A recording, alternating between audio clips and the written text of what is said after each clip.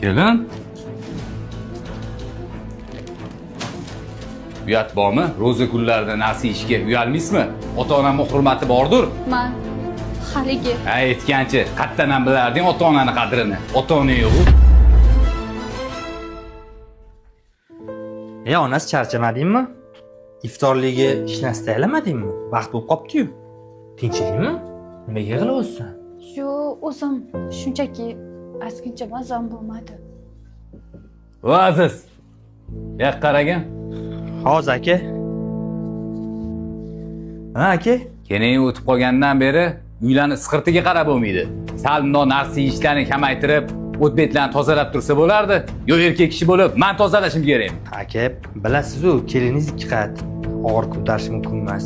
Agar ishingiz bo'lsa, o'zim qarashib boraman. Voy vo. Bo'pti, yur. Antti stol bor edi. Shuni ko'tarishib ol. Tushunmadim.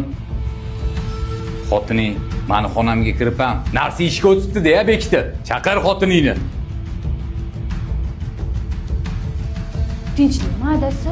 Ovqatlanish uchun oshxona bor-ku. Nima endi akamning xonasiga kirib ovqatlanyapsanmi? Adasi, akajon, haligi bu narsalarni rahmatli jinayimlarga olib kelib beruvdim. Doktor qoningiz kam degan ekan.